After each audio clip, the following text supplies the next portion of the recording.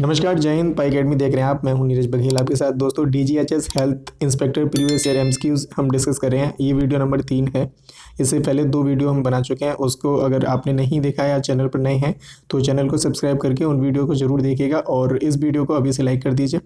और हाँ, वीडियो पूरा देखिए, एक एक क्वेश्चन आपके लिए महत्वपूर्ण होने वाला है। ये क्वेश्चन आपके एग्जाम में इंपॉर्टेंट रोल प्ले करेंगे। इस वीडियो में हम चैप्टर इम्यूनिटी पावर से क्वेश्चन को डिस्कस करेंगे। तो चलिए पहला क्वेश्चन हम डिस्कस करते हैं। आज की वीडियो का पहला क्वेश्चन देखते हैं।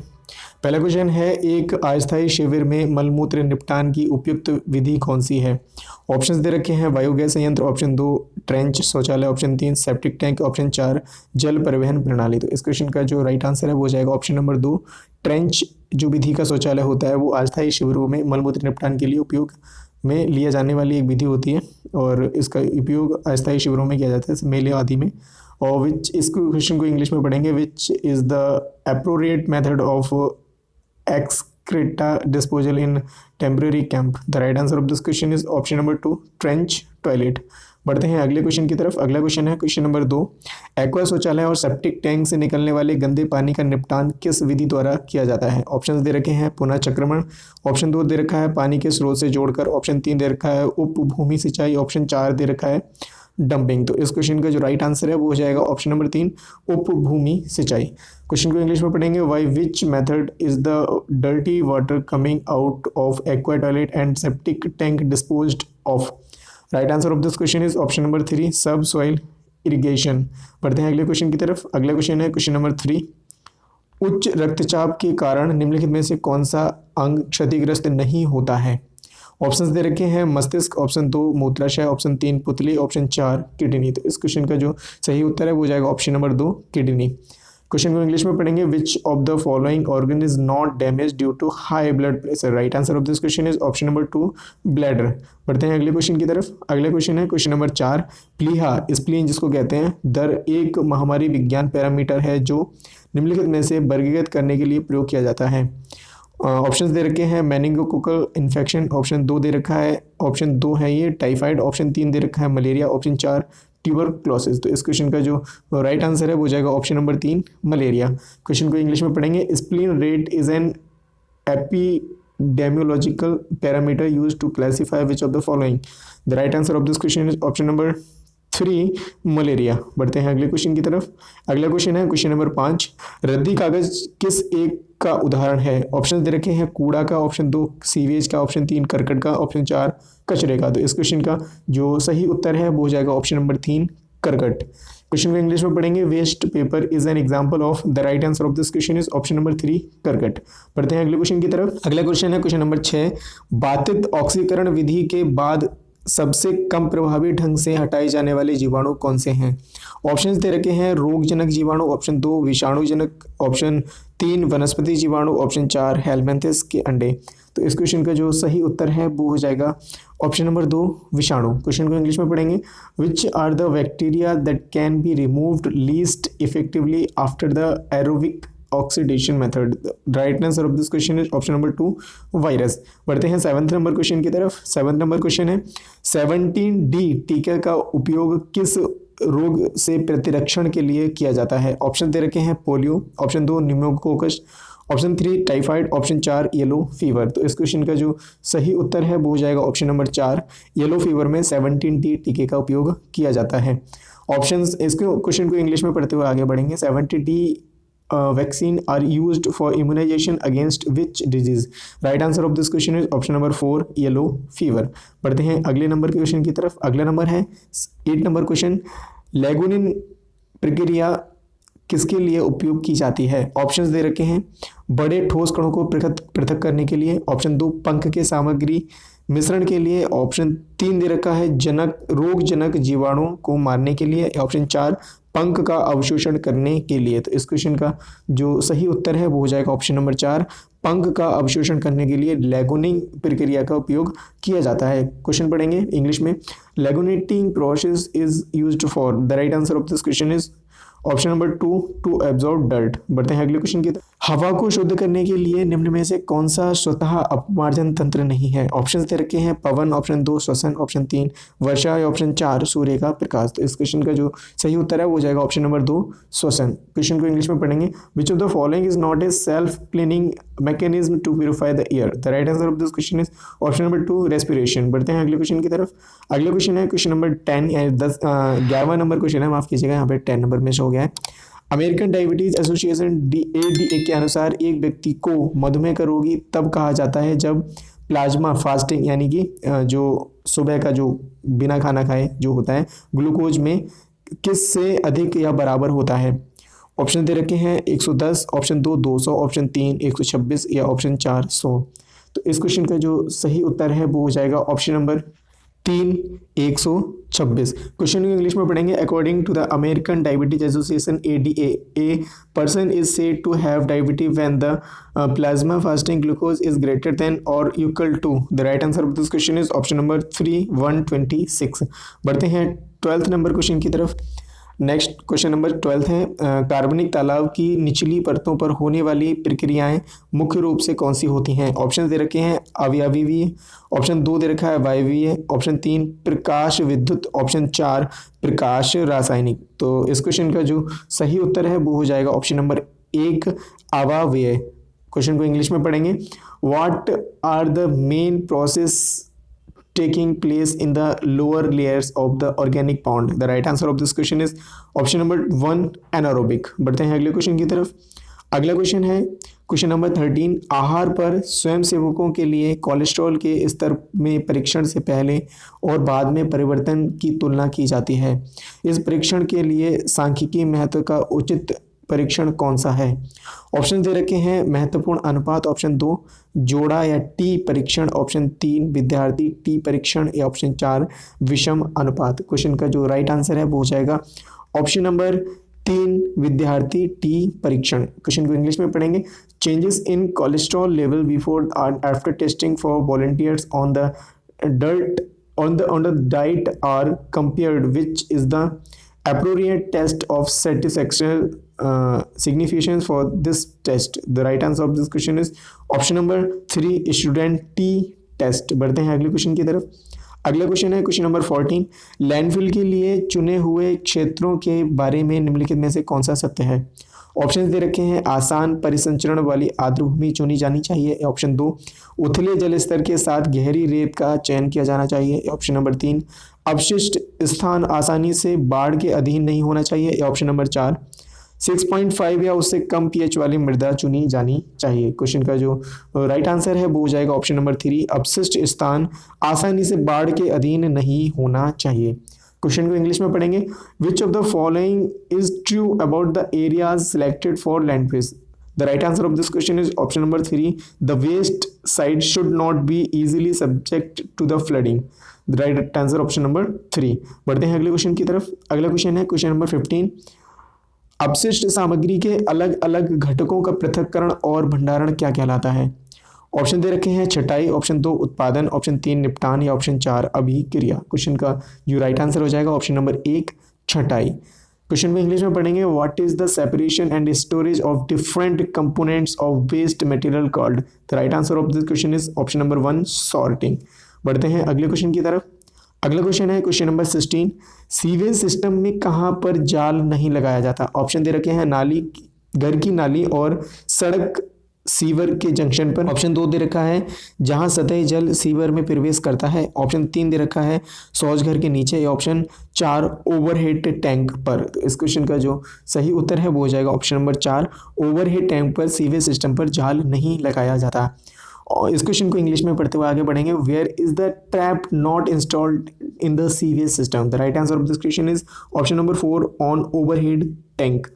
बढ़ते हैं अगले क्वेश्चन की तरफ। अगला क्वेश्चन है क्वेश्चन नंबर 17। विश्व स्वास्थ्य संगठन WHO ने चेचक के प्रति उन्मूलन को कब प्रमाणित किया? ऑप्शन दे रखे हैं 1977 में, ऑप्शन 2 1975 में, ऑप्शन 3 1980 में या ऑप्शन 4 1981 में। तो इस क्वेश्चन का जो राइट आंसर है वो हो जाएगा ऑप्शन नंबर 3 1980 में विश्व स्वास्थ्य संगठन ने चेचक का उन्मूलन जो है प्रमाणित कर दिया था। इस क्वेश्चन को इंग्लिश में पढ़ेंगे। When did the World Health Organization WHO certified that eradication of smallpox? The right answer of this question is option number 3 in 1980. तो दोस्तों ये थे प्रीवियस से इंपॉर्टेंट क्वेश्चन। इसके अलावा आज हम इंपॉर्टेंट क्वेश्चंस जो चैप्टर नंबर जो है हमारा इम्यूनिटी पावर, इससे डिस्कस करेंगे। इसका पहला क्वेश्चन देखते हैं हम। पहला क्वेश्चन है चैप्टर नंबर जो इम्यूनिटी पावर है उसका, पोलियो की 0 खुराक कब दी जाती है? ऑप्शन दे रखे हैं जन्म के समय, ऑप्शन 2 10 सप्ताह में, ऑप्शन 3 6 सप्ताह में, ऑप्शन 4 9 सप्ताह में। तो इस क्वेश्चन का जो राइट आंसर है वो हो जाएगा ऑप्शन नंबर 1, जन्म के समय पोलियो की 0 खुराक दी जाती है। इस चैप्टर से 3 या 4 क्वेश्चन आपके एग्जाम में आपको निश्चित तौर पर देखने को मिलेंगे, तो वीडियो पूरी देखिएगा, कोई भी क्वेश्चन मिस मत कीजिएगा यहाँ से स्पेशली। क्वेश्चन नंबर 2 देखते हैं, हेपेटाइटिस का टीका दिया जाता है? ऑप्शन ए इंट्रामस्कुलर, ऑप्शन 2 चमड़ी के नीचे सबक्यूटेनियस, ऑप्शन 3 इंट्राडर्मल, या ऑप्शन डी इनमें से कोई नहीं। तो इस क्वेश्चन का जो राइट आंसर है वो हो जाएगा option number A intramuscular. Question को हमने इंग्लिश में नहीं दिया है, टाइम कम है और समय का अभाव देखते हुए इस जो क्वेश्चन है उनको इंग्लिश में ट्रांसलेट नहीं किया है आपके एग्जाम को स्पेशली देखते हुए, तो थोड़ा सा आप कंप्रोमाइज़ कीजिएगा प्लीज़। क्वेश्चन नंबर 3 देखते हैं, पोलियो का टीका दिया जाता है किस प्रकार से? मुंह से। ऑप्शन 2 दे रखा है इंट्रामस्कुलर, ऑप्शन 3 दे रखा है इंट्राडर्मल, या ऑप्शन डी इनमें से कोई नहीं। तो right answer of this question is option number 1, मुंह से या ओरली दिया जाता है क्या पोलियो का टीका। क्वेश्चन को आगे बढ़ेंगे, क्वेश्चन नंबर 4 देखेंगे। क्वेश्चन नंबर 4 है, बीसीजी का टीका किस प्रकार से दिया जाता है? बीसीजी की फॉर्म है बैसिलस कॉलमेट गुरीन। ऑप्शंस दे रखे हैं intradermal, option B intramuscular, option C मुंह के द्वारा या ओरली, ऑप्शन डी इनमें से कोई नहीं। तो इस क्वेश्चन का जो राइट आंसर है वो हो जाएगा option number A intradermal. BCG का टीका जो होता है इंट्राडर्मल के रूप में दिया जाता है। क्वेश्चन नंबर 5 देखेंगे। 5 नंबर क्वेश्चन है, टेटनस टॉक्साइड का टीका यानी टीटी का टीका किस प्रकार से दिया जाता है? Option A intramuscular, option B intradermal, option C चमड़ी के नीचे या फिर इंट्रा सबक्यूटेनियस, ऑप्शन डी दे रखा है इनमें से कोई नहीं। तो इस क्वेश्चन का जो राइट आंसर है वो हो जाएगा ऑप्शन नंबर ए इंट्रामस्कुलर के रूप में टीटी यानी टेटनस का टीका लगाया जाता है। क्वेश्चन नंबर 6 देखेंगे, शरीर में रोग से लड़ने के लिए प्रतिरोधन शक्ति उत्पन्न की जाती है किस प्रकार से? टीका लगवाने से, ऑप्शन 2 व्यायाम करने से, ऑप्शन 3 अस्पताल में भर्ती होने से, या ऑप्शन 4 ए और सी ऑप्शन दोनों। तो इस क्वेश्चन का जो राइट आंसर है वो हो जाएगा टीका लगवाने से और व्यायाम करने से जो शरीर की प्रतिरोधक क्षमता है वो इंक्रीज होती है, बढ़ती है, इनहेंस्ड होती है। इसमें ऑप्शन नंबर सी पूर्ण रूप से गलत है, ऑप्शन नंबर डी भी गलत हो जाएगा। तो ए और बी ऑप्शन सही हैं। बढ़ते हैं अगले क्वेश्चन की तरफ। अगला क्वेश्चन है क्वेश्चन नंबर 7, हेपेटाइटिस बी टीके की दूसरी डोज कब दी जाती है? ऑप्शन दे रखे हैं 6 सप्ताह में, ऑप्शन बी दे रखा है 10 सप्ताह में, ऑप्शन सी 14 सप्ताह में, या ऑप्शन डी इनमें से कोई नहीं। तो इस क्वेश्चन का जो सही उत्तर है, राइट आंसर है वो हो जाएगा ऑप्शन नंबर बी 10 सप्ताह के बाद जो है हेपेटाइटिस बी टीके की दूसरी डोज दी जाती है। क्वेश्चन नंबर 8 पढ़ेंगे। क्वेश्चन नंबर 8 है, हेपेटाइटिस बी टीके की पहली डोज कब दी जाती है? ऑप्शंस दे रखे हैं 6 सप्ताह में, ऑप्शन बी 10 सप्ताह में, ऑप्शन सी 14 सप्ताह में, ऑप्शन डी इनमें से कोई नहीं। तो इस क्वेश्चन का जो सही उत्तर है वो हो जाएगा ऑप्शन नंबर ए 6 सप्ताह में हेपेटाइटिस बी टीके की पहली डोज दी जाती है। क्वेश्चन 9 नंबर क्वेश्चन देखेंगे। 9 नंबर क्वेश्चन, रोटा वायरस टीके की वैक्सीन या जो टीके की तीसरी डोज कब दी जाती है?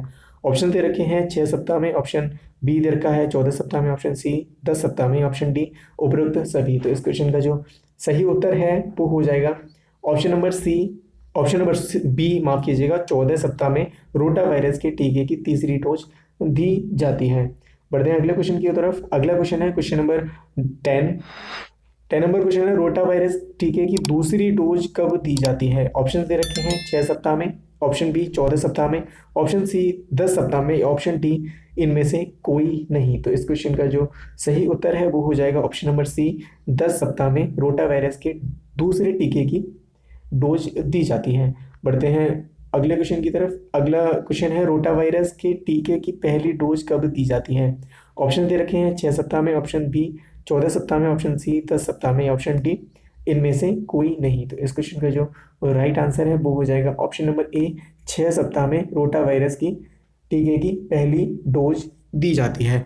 बढ़ते हैं अगले क्वेश्चन की तरफ। अगला क्वेश्चन है क्वेश्चन नंबर 11 देखेंगे। क्वेश्चन नंबर 11वां क्वेश्चन है, 12वां क्वेश्चन माफ कीजिएगा, डीपीटी के टीके की तीसरी डोज कब दी जाती है? ऑप्शन 6 सप्ताह में, ऑप्शन बी 14 सप्ताह में, ऑप्शन सी 10 सप्ताह में, ऑप्शन डी इनमें से कोई नहीं। तो इस क्वेश्चन का जो सही उत्तर है वो हो जाएगा ऑप्शन नंबर बी 14 सप्ताह में डीपीटी के टीके की तीसरी डोज दी जाती है। बढ़ते हैं 13वें नंबर क्वेश्चन की तरफ। 13वां नंबर क्वेश्चन है डीपीटी का टीका की दूसरी डोज कब दी जाती है? ऑप्शन दे रखे हैं 6 सप्ताह में, ऑप्शन बी 14 सप्ताह में, ऑप्शन सी 10 सप्ताह में, ऑप्शन डी इनमें से कोई नहीं। तो इस क्वेश्चन का जो सही उत्तर है वो हो जाएगा ऑप्शन नंबर सी 10 सप्ताह में डीपीटी के टीके की जो दूसरी डोज है वो दी जाती है। बढ़ते हैं 14वें नंबर क्वेश्चन की तरफ। 14वां नंबर क्वेश्चन है डीपीटी का टीका की पहली डोज कब दी जाती है? ऑप्शन दे रखे हैं ऑप्शन ए 6 सप्ताह में, ऑप्शन बी दे रखा है 14 सप्ताह में, ऑप्शन सी दे रखा है 10 सप्ताह में, ऑप्शन डी दे रखा है इनमें से कोई नहीं। तो क्वेश्चन का जो राइट आंसर है वो जाएगा ऑप्शन नंबर ए 6 सप्ताह में डीपीटी की पहली जो डोज है वो टीके के रूप में दी जाती है। बढ़ते हैं 15th नंबर क्वेश्चन की तरफ। 15th नंबर क्वेश्चन है बीसीजी का टीका कब दिया जाता है? ऑप्शन दे रखे हैं 6 सप्ताह में, ऑप्शन बी 10 सप्ताह में, ऑप्शन सी जन्म के समय, ऑप्शन डी इनमें से कोई नहीं। तो इस क्वेश्चन का जो राइट आंसर है वो जाएगा ऑप्शन नंबर सी जन्म के समय बीसीजी यानी बैसिलस कॉलमेट-गुरिन का टीका दिया जाता है। बढ़ते हैं अगले क्वेश्चन की तरफ। अगला क्वेश्चन है क्वेश्चन नंबर 16 पोलियो की तीसरी डोज कब दी जाती है? ऑप्शन दे रखे हैं 6 सप्ताह, ऑप्शन बी 14 सप्ताह, ऑप्शन सी 10 सप्ताह, ऑप्शन डी इनमें से कोई नहीं। तो इस क्वेश्चन का जो सही उत्तर है वो हो जाएगा ऑप्शन नंबर बी 14 सप्ताह। बढ़ते हैं अगले क्वेश्चन की तरफ। अगला क्वेश्चन है क्वेश्चन नंबर 17 पोलियो की दूसरी डोज कब दी जाती है? ऑप्शन दे रखे हैं 10 सप्ताह, ऑप्शन बी 6 सप्ताह, ऑप्शन सी 14 सप्ताह, ऑप्शन डी इनमें से कोई नहीं। तो इस क्वेश्चन का जो राइट आंसर है वो हो जाएगा ऑप्शन नंबर ए 10 सप्ताह यानी कि 10 वीक। बढ़ते हैं अगले क्वेश्चन की तरफ। अगला क्वेश्चन है क्वेश्चन नंबर 18 पोलियो की पहली डोज कब दी जाती है? ऑप्शंस दे रखे हैं 14, ऑप्शन बी दे रखा है 6 सप्ताह, ऑप्शन सी दे रखा है 10 सप्ताह, ऑप्शन डी दे रखा है इनमें से कोई नहीं। तो क्वेश्चन का जो राइट आंसर है वो हो जाए ऑप्शन नंबर बी 6 सप्ताह। बढ़ते हैं अगले क्वेश्चन की तरफ। अगला क्वेश्चन है क्वेश्चन नंबर 19 रोटा वायरस का टीका दिया जाता है। ऑप्शन दे रखे हैं चमड़ी के नीचे यानी कि सबकुटेनियस जिसको कहते हैं, ऑप्शन बी दे रखा है मुंह के द्वारा यानी ओरली, ऑप्शन सी त्वचा के ऊपरी भाग में यानी इंटरडर्मल, या फिर ऑप्शन डी इनमें से कोई नहीं। तो इस क्वेश्चन का जो राइट आंसर है वो हो जाएगा option number B rotavirus की जो वैक्सीन है वो मुंह के द्वारा यानी ओरली दी जाती है। बढ़ते हैं 20 नंबर क्वेश्चन की तरफ। 20वां क्वेश्चन है डीपीटी का टीका किस प्रकार से दिया जाता है? ऑप्शन दे रखे हैं मांसपेशी के अंदर, ऑप्शन बी चमड़ी के नीचे, ऑप्शन सी त्वचा के ऊपरी भाग में, या ऑप्शन डी इनमें से कोई नहीं। तो इस क्वेश्चन का जो सही उत्तर है राइट आंसर है वो हो जाएगा ऑप्शन नंबर ए इंट्रामस्कुलर या मांसपेशी के अंदर। बढ़ते हैं अगले क्वेश्चन की तरफ। अगला क्वेश्चन है क्वेश्चन नंबर 21 डिप्थीरिया का जो वैक्सीन है या टीका है किस प्रकार से दिया जाता है? ऑप्शन दे रखे हैं मांसपेशी के अंदर, ऑप्शन बी चमड़ी के नीचे, ऑप्शन सी त्वचा के ऊपरी भाग में, या ऑप्शन डी इनमें से कोई नहीं। तो इस क्वेश्चन का जो राइट आंसर है वो हो जाएगा ऑप्शन नंबर बी चमड़ी के नीचे या फिर सबकुटेनियस। बढ़ते हैं अगले क्वेश्चन की तरफ। अगला क्वेश्चन है क्वेश्चन नंबर 22 मीजल्स का टीका दिया जाता है किस प्रकार से? ऑप्शन ए मांसपेशी के अंदर, ऑप्शन बी चमड़ी के नीचे, ऑप्शन सी त्वचा के ऊपरी भाग में, या ऑप्शन डी इनमें से कोई नहीं। तो इस क्वेश्चन का जो सही उत्तर है वो हो जाएगा ऑप्शन नंबर बी चमड़ी के नीचे मीजल्स का टीका दिया जाता है। बढ़ते हैं अगले क्वेश्चन की तरफ। अगला क्वेश्चन है क्वेश्चन नंबर 23 टेटनस और डिप्थीरिया का टीका वयस्क को कब दिया जाता है? ऑप्शन दे रखे हैं 16 साल पर, ऑप्शन बी दे रखा है 20 साल पर, ऑप्शन सी 10 साल पर, या ऑप्शन डी इनमें से कोई नहीं। तो इस क्वेश्चन का जो सही उत्तर है वो हो जाएगा ऑप्शन नंबर ए 16 साल पर एडल्ट को टेटनस और डिप्थीरिया का जो टीका या फिर वैक्सीन होती है वो दी जाती है। ऑप्शन क्वेश्चन नंबर 24 देखेंगे। 24 नंबर क्वेश्चन है टेटनस एवं डिप्थीरिया का टीका बच्चे को दिया जाता है। ऑप्शन दे रखे हैं 10 साल पर, ऑप्शन बी 15 साल पर, ऑप्शन सी 16 साल पर, या ऑप्शन डी इनमें से कोई नहीं। तो इस क्वेश्चन का जो सही उत्तर है वो हो जाएगा ऑप्शन नंबर ए 10 साल पर। बढ़ते हैं अगले क्वेश्चन की तरफ। अगला क्वेश्चन है क्वेश्चन 25 डीपीटी की दूसरी बूस्टर डोज कब दी जाती है? ऑप्शंस हैं 1 से 2 साल में, ऑप्शन बी दे रखा है 5 से 6 साल में, ऑप्शन सी 2 से 3 साल में, या ऑप्शन डी इनमें से कोई नहीं। तो इस क्वेश्चन का जो सही उत्तर है वो हो जाएगा ऑप्शन नंबर बी 5 से 6 साल में डीपीटी की दूसरी बूस्टर डोज बच्चे को दी जाती है। क्वेश्चन नंबर 26 पढ़ेंगे। टाइफाइड का टीका कब दिया जाता है? ऑप्शन दे रखे हैं 2 से 5 साल पर, ऑप्शन बी 1 साल पर, माफ कीजिएगा, ऑप्शन नंबर बी 1 साल पर, ऑप्शन नंबर सी 10 साल पर, या ऑप्शन नंबर डी इनमें से कोई नहीं। तो इस क्वेश्चन का जो राइट आंसर है वो हो जाएगा ऑप्शन नंबर ए, 2 से 5 साल में टाइफाइड का टीका दिया जाता है। बढ़ते हैं अगले क्वेश्चन की तरफ। अगला क्वेश्चन है क्वेश्चन नंबर 27 नंबर क्वेश्चन देखेंगे। डीपीटी व ओपीवी की पहली बूस्टर डोज कब दी जाती है? ऑप्शंस दे रखे हैं बच्चे को 1 साल होने पर, या फिर 8 माह पर, या फिर 16 से 20 माह पर, या फिर ऑप्शन नंबर डी इनमें से कोई नहीं। तो इस क्वेश्चन का जो सही उत्तर है वो हो जाएगा ऑप्शन नंबर सी, 16 से 24 माह पर डीपीटी और ओपीवी की पहली बूस्टर डोज बच्चे को दी जाती है। बढ़ते हैं अगले क्वेश्चन की तरफ। अगला क्वेश्चन है क्वेश्चन नंबर 28। विटामिन ए का टीका एमआर के साथ दूसरी डोज में कब दिया जाता है? ऑप्शन दे रखे हैं ऑप्शन नंबर ए 16 से 24 माह पर, ऑप्शन बी 2 से 4 माह पर, ऑप्शन सी 1 साल पर, या ऑप्शन डी इनमें से कोई नहीं। तो इस क्वेश्चन का जो सही उत्तर है वो हो जाएगा ऑप्शन नंबर ए, 16 से 24 माह पर विटामिन ए का टीका एमआर के साथ दिया जाता है। बढ़ते हैं अगले क्वेश्चन की तरफ। अगला क्वेश्चन है क्वेश्चन नंबर 29। विटामिन ए का टीका एमआर के साथ कब दिया जाता है पहली बार? ऑप्शंस दे रखे हैं 9 से 12 माह पर, ऑप्शन बी दे रखा है 1 माह पर, ऑप्शन सी दे रखा है 2 से 5 माह पर, ऑप्शन डी इनमें से कोई नहीं। तो इस क्वेश्चन का जो सही उत्तर है वो हो जाएगा ऑप्शन नंबर ए, 9 से 12 माह पर विटामिन ए का टीका एमआर के साथ पहली बार दिया जाता है। बढ़ते हैं अगले क्वेश्चन की तरफ। अगला क्वेश्चन है हेपेटाइटिस बी टीके की तीसरी डोज कब दी जाती है? ऑप्शंस दे रखे हैं 6 माह पर, ऑप्शन बी 14 माह पर, ऑप्शन सी 10 सप्ताह, ऑप्शन डी इनमें से कोई नहीं। तो इस क्वेश्चन का जो सही उत्तर है वो हो जाएगा ऑप्शन नंबर बी, 14 सप्ताह में हेपेटाइटिस बी टीके की तीसरी डोज दी जाती है, जबकि दूसरी डोज जो होती है वो 10 सप्ताह में दी जाती है, और पहली डोज 6 सप्ताह में, और 0 खुराक जो होती है वो जन्म के समय हेपेटाइटिस बी की दी जाती है।